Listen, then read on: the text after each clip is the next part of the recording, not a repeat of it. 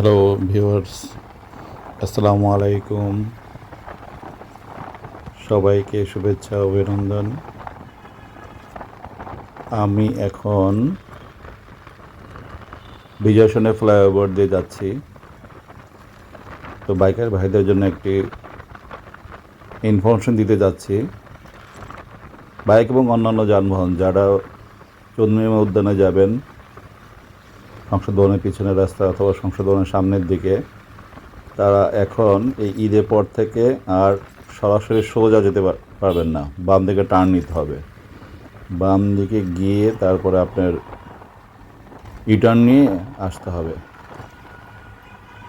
আপনি একটু খেয়াল করলে দেখতে পাবেন, একটু পরে আমি বাম দিকে টার্ন নিব। তাহলে আশা করা যায় যে এখানে হয়তো বা আর যানজট থাকবে না, কিন্তু এটা কতটা সুফল দেবে এটা দেখা যাক। আমি বামে চলে গেলাম, সরাসরি সোজা রাস্তাটা বন্ধ করে দিল। ফার্ম গেটের দিকে যাচ্ছি। এখন আমি ফার্ম গেটের দিকে যাচ্ছি। এই সামনে গিয়ে ইউটার্ন নিতে হবে। ঠিক ফার্ম গেটের ফুটওভার ব্রিজের একটু আগেই যে রাস্তাটা খামারবাড়ি থেকে আসছে, ওই রাস্তাটার মুখে আগে থেকে ডান ইউটার্ন নিতে হবে। এটা সকল যানবাহনের জন্য। এটা যদি কন্টিনিউ থাকে, এই দিকটা আবার যানজটটা বেড়ে যাবে। আমার যেটা মনে হচ্ছে যে এই জায়গায় একটা প্যাচ লেগে যাবে।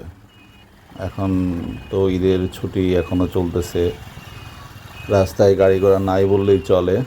তো দেখা যাক এখন কী অবস্থা হয়।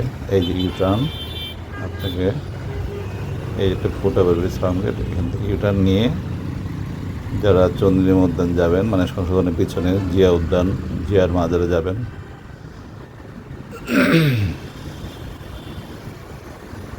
তারা এইভাবে আসতে হবে। সরাসরি সোজা রাস্তাটা বন্ধ করে দিল ঈদের পর থেকে। আমি খেয়াল করছি, জানি না ঈদের আগে করছে কিনা, কোরবানির ঈদের আগে করছে কিনা। এই ঈদের পর থেকে এই রাস্তাটা বন্ধ। এটা কতটুকু সুফল বয়ে নিয়ে আসবে, এই জন্য আমাদের এই নেক্সট উইক, এই সপ্তাহ এবং নেক্সট উইক দেখতে হবে। এই সপ্তাহটাও মোটামুটি একটু হালকার উপরে থাকবে যানজট, কারণ অনেকেই ঈদের পরে ঢাকা থেকে ছুটি নিয়ে গেছেন, ঢাকা ছেড়েছেন। আবার ঈদের আগে যারা গেছেন তারা চলে আসছেন, এখন আসতেছেন, অলরেডি শুরু হয়ে গেছে আরও কয়েকদিন আগে থেকেই। তো কালকে থেকে প্রাইভেট সব অফিস খোলা, এবং রবিবার থেকে ব্যাংক, বিমা, ইন্স্যুরেন্স সব, ঢাকা স্টক এক্সচেঞ্জ সব খোলা। এই আমি